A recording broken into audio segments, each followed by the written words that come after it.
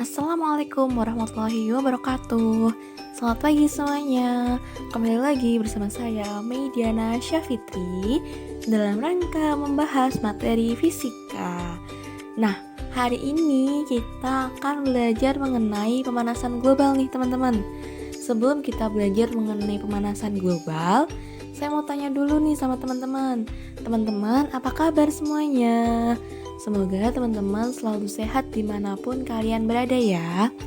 Oke, saat ini kita akan membahas mengenai pemanasan global. Mulai dari penyebabnya apa, kemudian dampaknya tuh apa, dan juga diakhiri dengan solusinya bagaimana untuk mengatasi pemanasan global. Apakah teman-teman semuanya sudah siap? Oke, mari kita mulai. Oke teman-teman, seperti yang sudah saya sampaikan tadi, kalau hari ini kita akan membahas mengenai penyebab, dampak, dan juga solusi dari perubahan iklim. Apa sih bedanya perubahan iklim sama pemanasan global? Kok tadi judulnya pemanasan global, tapi yang dibahas malah perubahan iklim? Oke, mari kita belajar bersama-sama. Teman-teman, sebelum kita membahas mengenai hubungan antara perubahan iklim dan juga pemanasan global, saya mau tanya dulu nih sama kalian. Kalian akhir-akhir ini merasa sangat kepanasan gak sih? Merasa sangat gerah? Atau kalian butuh AC dengan suhu 18 derajat Celcius? Atau butuh kipas angin 5 dalam sebuah ruangan? Kalau iya, apa ya yang menyebabkan hal tersebut terjadi? Hal tersebut dapat terjadi karena adanya perubahan iklim teman-teman. Dari iklim kita sebelumnya itu mengalami cuaca yang dingin, kemudian ada badai El Nino dari Samudra Pasifik, sehingga kita mengalami panas atau kering yang berkepanjangan. Bukan karena mataharinya sedang santai-santai kayak di gambar ya. Bukan ya teman-teman, karena adanya perubahan iklim. Nah, oleh sebab itu kita tadi bahas mengenai perubahan iklim walaupun judulnya adalah pemanasan global. Karena pemanasan global adalah salah satu penyebab dari adanya perubahan iklim tersebut teman-teman. Seperti yang tertampil di dalam layar, ada gambar bumi yang sedang rusak. Nah, itulah yang menyebabkan perubahan iklim juga teman-teman. Kok bisa kak? Yuk kita bahas bersama-sama. Yang akan kita bahas pertama kalinya adalah penyebab dan dampak dari perubahan iklim. Untuk yang pertama, ada efek rumah kaca. Apa sih pengertian dari efek rumah kaca? Apa penyebab dari efek rumah kaca? Apa yang mempengaruhinya? Kemudian, apa dampak yang ditimbulkan dari efek rumah kaca ini? Nah, teman-teman, kita belajar mengenai efek rumah kaca terlebih dahulu ya. Mulai dari pengertian efek rumah kaca. Oke, efek rumah kaca adalah kemampuan atmosfer untuk mempertahankan suhu udara panas yang nyaman dalam perubahan nilai yang kecil. Nah, gas-gas rumah kaca ini meliputi CO2, CH4, CFC, dan juga N2O. Kemudian jika kalian tanya, berarti efek rumah kaca itu baik ya kak untuk kehidupan di bumi? Iya, betul sekali teman-teman. Sebenarnya efek rumah kaca itu baik untuk kita yang ada di bumi. Namun menjadi tidak baik apabila hal tersebut berlebihan.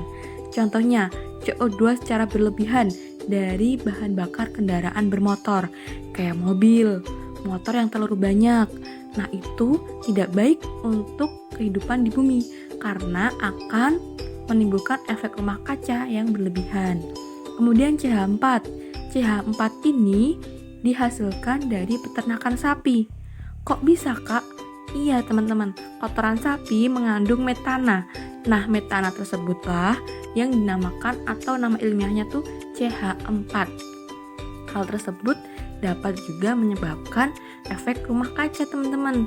Jadi peternakan sapi itu menyumbang 18% lebih banyak emisinya dibanding dari kendaraan bermotor. Begitu teman-teman. Untuk yang CFC CFC ini dari penggunaan AC, air conditioner, terus semprotan minyak wangi kalian itu juga mengandung CFC atau klorofluorokarbon. Kalau N2O diperoleh dari antibakteri atau bakterio yang ada di dalam tanah dan juga di laut. Begitu ya teman-teman. Kemudian ada nggak sih Kak dampak dari efek rumah kaca? Dampaknya apa aja? Nah, ada teman-teman, ada beberapa dampak dari efek rumah kaca. Yang pertama, perubahan iklim yang ekstrim. Perubahan iklim yang ekstrim ini disebabkan oleh CO2 yang terlalu banyak sehingga suhu di bumi ini meningkat. Nah, suhu bumi yang meningkat ini menyebabkan iklim yang ekstrim, teman-teman. Bayangin aja, kalau misal nih panasnya berlebihan, otomatis sumber airnya juga akan mengering, yang akan menyebabkan kegagalan panen yang besar-besaran dikarenakan air irigasinya tuh nggak ada, teman-teman. Oke, jadi alasan atau dampak keempat itu karena adanya iklim yang ekstrim. Untuk dampak yang kedua, meningkatnya permukaan air laut. Seperti yang sudah saya sebutkan tadi, iklim yang ekstrim menyebabkan bumi menjadi meningkat suhunya. Nah, hal inilah menyebabkan mencairnya es di kutub yang kemudian berdampak pada meningkatnya air permukaan laut. Jadi, salju-saljunya tuh mencair sehingga permukaan air laut itu naik. Yang dampaknya akan menyebabkan spesies tertentu punah, seperti contohnya ice bear, beruang di kutub. Dia nggak bisa hidup dalam cuaca yang panas. Sedangkan saat ini kita sedang mengalami iklim yang ekstrim yang mengancam spesies tersebut, teman-teman. Oke? Yang berikutnya ada menipisnya lapisan ozon. Hal ini disebabkan CFC yang dihasilkan dari AC yang teman-teman gunakan. Jadi ada 5 dampak dari efek rumah kaca, teman-teman. Sampai di sini, apakah bisa dipahami? Kalau bisa, kita lanjut ke selanjutnya. Oke teman-teman, kan tadi udah ada efek rumah kaca, penyebab dan juga dampaknya.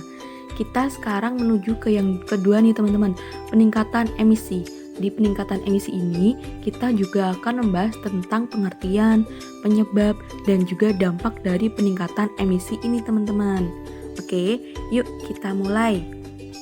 Yang pertama nih, ada dampak dari peningkatan emisi. Apa aja sih dampak dari peningkatan emisi tersebut? Kok dampak sih? Salah Kak, bukan dampak tapi penyebab. Penyebabnya yaitu dari ulah manusia teman-teman, seperti pembakaran minyak, batu bara, dan gas yang akan menghasilkan dinitrogen oksida dan juga karbon dioksida. Nah, hal ini juga disebabkan oleh deforestasi atau penebangan hutan. Bayangin aja teman-teman, gimana crowdednya bumi kita kalau itu semua dilakukan oleh manusia. Hancur banget ya. Nah, sebelum itu kan kita sudah mempelajari tentang efek rumah kaca.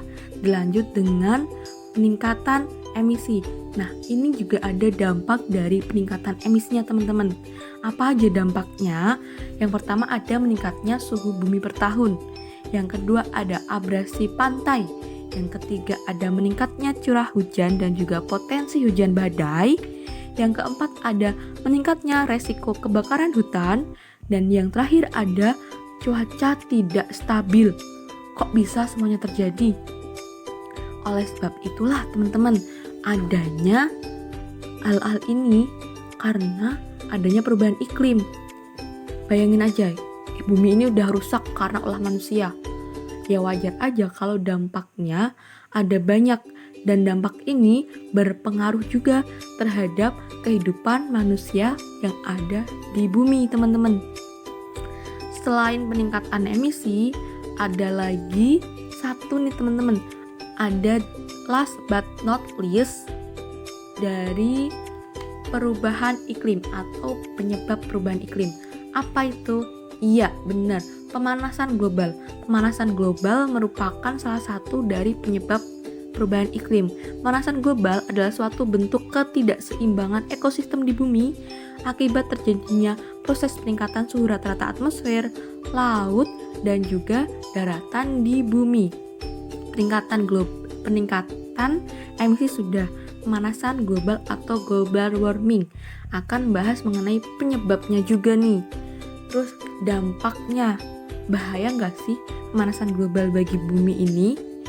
Sebahaya apa dampak yang akan ditimbulkan oleh pemanasan global ini? Yuk kita cek bareng-bareng teman-teman. Dampak dari pemanasan global ada 5 juga nih teman-teman. Yang pertama, menyebabkan iklim tidak stabil. Yang kedua, meningkatnya permukaan air laut. Yang ketiga, meningkatnya suhu global.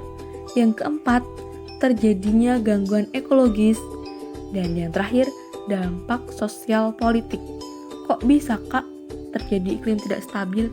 Iya, karena kalau suhunya bumi itu naik, iklimnya tidak stabil, panas berkepanjangan yang menyebabkan permukaan air laut naik, dan juga gangguan ekologis seperti tadi, iceberg tidak dapat bertahan hidup, dan dampak sosial politiknya, kita kekurangan pangan, sehingga kita harus berdiplomasi untuk mengimpor beras dari negara lain agar pangan di Indonesia itu tercukupi. Oleh sebab itu ada dampak sosial politiknya teman-teman. Dari sini nih, teman-teman ada yang mau ditanyain atau enggak? Kalau ada, kalian bisa tulis di kolom komen ya. Nah, yang terakhir nih, ada solusi perubahan iklim. Apa aja solusinya? Ada banyak nih teman-teman. Yang pertama ada konservasi lingkungan. Yang kedua ada menggunakan energi alternatif.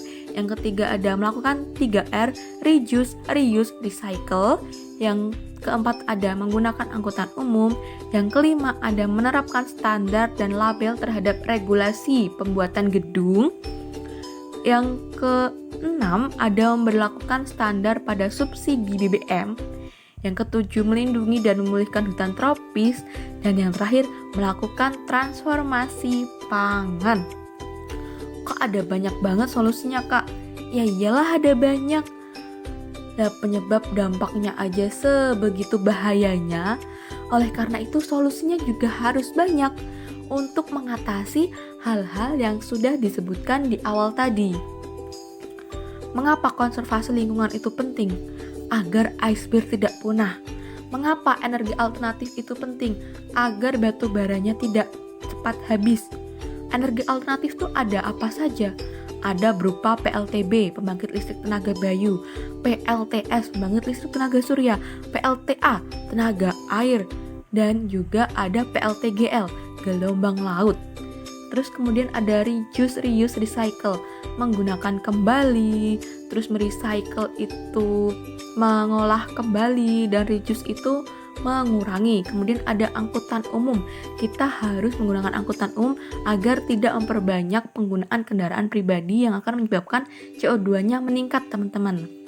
Terus melakukan transformasi pangan agar apabila kita kekurangan padi, kita masih bisa menggunakan bahan pangan lain seperti contohnya singkong. Oke teman-teman, ada yang masih dibingungin? Kalau ada, kalian bisa tuliskan pertanyaan teman-teman di kolom komen di bawah ini, oke? Terus selanjutnya, kalau sudah melakukan hal-hal yang disebutkan di solusi tersebut, berarti kita sudah menjaga bumi kita. Dan terakhir, last but not least, thank you for watching. Sampai ketemu di lain kesempatan. Semoga sehat selalu teman-teman. Jangan lupa dicatat ya poin-poin pentingnya. Wassalamualaikum warahmatullahi wabarakatuh. Selamat pagi semuanya.